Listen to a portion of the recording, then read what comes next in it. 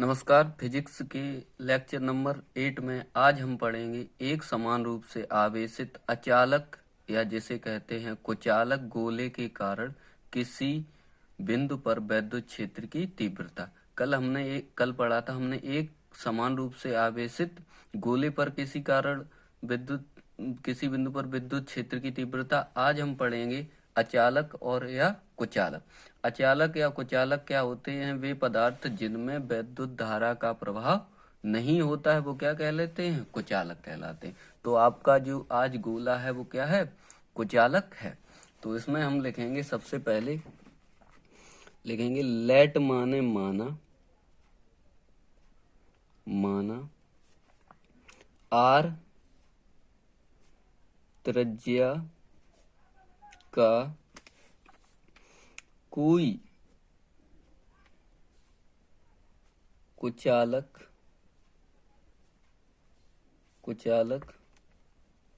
गोला है। आर त्रिज्या का कोई कुचालक गोला है जिसके संपूर्ण आयतन में प्लस क्यू आवेश स्थित है। प्लस क्यू आवेश स्थित है जिसका आयतन आवेश घनत्व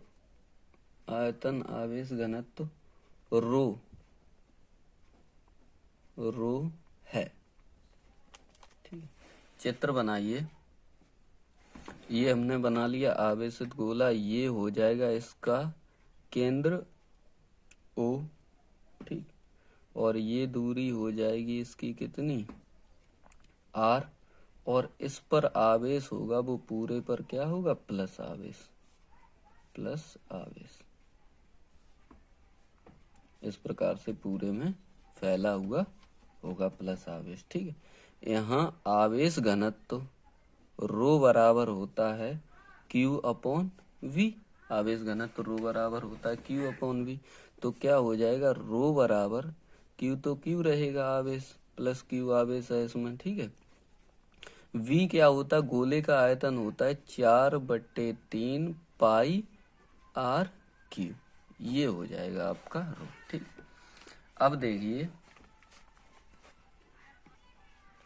अब इस गोले पर किसी बिंदु पर आपको विद्युत क्षेत्र की तीव्रता ज्ञात करनी है। तो हम सबसे पहली कंडीशन लगाएंगे, यदि कोई बिंदु गोले के अंदर हो तब। और यही आपकी कंडीशन सबसे मोस्ट इम्पोर्टेंट है। कहने का मतलब ये है, इस गोले के अंदर कहीं पर कोई बिंदु होगा, उस पर आपको विद्युत क्षेत्र की तीव्रता ज्ञात करनी है। अब इसमें लिखेंगे माना कोई बिंदु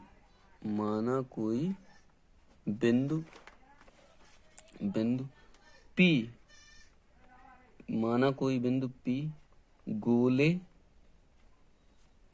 के अंदर, इस गोले के अंदर केंद्र से R दूरी पर स्थित है जिस पर विद्युत क्षेत्र की तीव्रता ज्ञात करनी है। ठीक है, इस गोले के अंदर। तो सबसे पहले देखिए, चित्र बनाने के लिए सबसे पहले हम गोला बनाएंगे। ये हमने बना दिया एक गोला। ठीक है, ये गोला था और ये था इसका केंद्र। ये था ऊपर, इसकी दूरी क्या थी r, और इस पर क्या था प्लस क्यू आवेश था, हर जगह प्लस क्यू आवेश था, ठीक है, प्लस क्यू। अब इसी गोले के अंदर, अब इसी गोले के अंदर r दूरी पर, केंद्र से यहाँ से r दूरी पर हमने मान लिया कोई पॉइंट क्या है P है, और इसी पर आपको वैद्युत क्षेत्र की तीव्रता ज्ञात करनी है गोले के अंदर, ठीक है। चलिए, तो ये हमने यहाँ से खींच दिया, ये r दूरी पर ये इस प्रकार से खींच दिया हमने, चित्र r दूरी पर खींच दिया, ठीक है। तो ये बिंदु P हो गया, ठीक है, बिंदु P।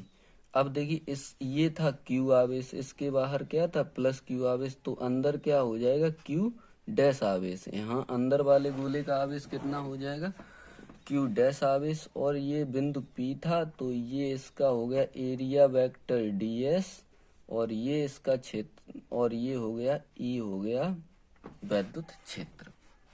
अब इस बिंदु पर आपको वैद्युत क्षेत्र की तीव्रता ज्ञात, देखिए ये अंदर वाला जो गोला है इसे कहेंगे गॉसियन पृष्ठ, ठीक है। चलिए, तो देखिए इसका क्या हो जाएगा, बाहर वाले गोले का आवेश घनत्व क्या होगा रो, और अंदर वाले गोले का आवेश घनत्व क्या होगा रो डैश। ये देखिए रो का मान था आपका Q/4/3 पाई r3, तो इसका क्या हो जाएगा रो डैश का Q डैश हो जाएगा 4/3 पाई, और इसकी त्रिज्या कितनी स्मॉल r3, ठीक है। 4/3 से 4/3 पाई कट गया, ठीक। तो क्या आ गया Q क्रॉस मल्टीप्लिकेशन कर दीजिए, तो Q डैश बराबर आ गया Q/r3, ये इधर चला जाएगा Q/r3 बटे कैपिटल R3, ये आ गया आपका Q डैश का मान, ठीक है। आगे यहाँ लिखेंगे गॉस की प्रमेय से, गॉस की प्रमेय से हमने क्या बताया था फाई बराबर, ठीक, इंटीग्रेशन एस ई वेक्टर और ds वेक्टर बराबर होता Q/ε0, और ये यहाँ पर देखिए गॉसियन पृष्ठ में आवेश क्या है Q डैश हो जाएगा, और इसे डाल दीजिए समीकरण नंबर 1। आगे देखिए, ठीक है, वेक्टर हटाएंगे, इंटीग्रेशन s, ठीक है, e और ds और बराबर Q डैश अपॉन ε0। हमने बताया था आपको यदि वेक्टर हटाते हैं तो क्या आ जाता है, साथ में cos थीटा आ जाता है, e ds और cos theta is equal to Q dash upon ε0, ठीक है।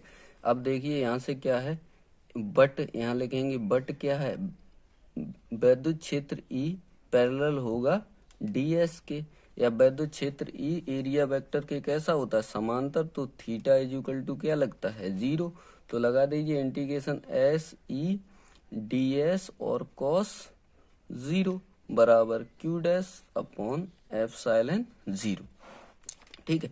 cos 0 का मान क्या होता है 1, तो 1 का मल्टीप्लाई होगा तो क्या हो जाएगा s e और ds बराबर Q डैश अपॉन ε0, ठीक है। E आपकी बाहर आ जाती है, कांस्टेंट होती है s, और ds बराबर Q डैश अपॉन ε0, ठीक है।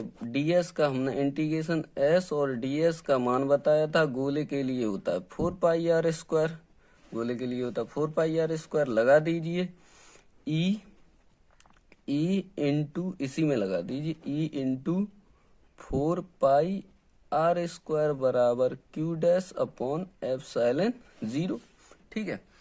इसका क्या होगा, ये मल्टीप्लाई में इधर आएगा तो भाग में, तो E बराबर हो जाएगा Q डैश अपॉन 4πε0 आगे लिख दिया और r² लिख दिया, ठीक है।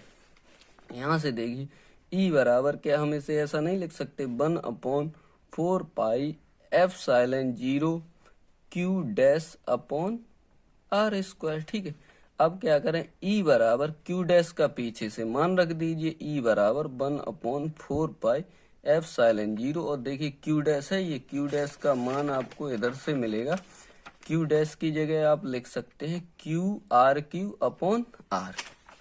तो देखिए क्यू डैश की जगह हमने लिख दिया Q R Q upon R Q capital, और बटे ये वाली क्या आ गई, आर स्क्वायर।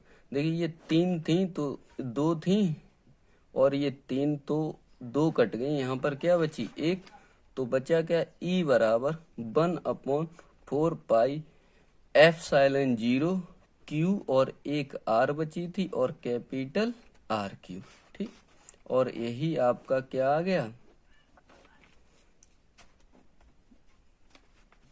आ गई वैद्युत क्षेत्र की तीव्रता। ठीक है, अंदर गोले के अंदर वैद्युत क्षेत्र की तीव्रता, और ये आपकी मोस्ट इम्पोर्टेंट है, मोस्ट इम्पोर्टेंट। ठीक, इसे आप तैयार कर लें। धन्यवाद।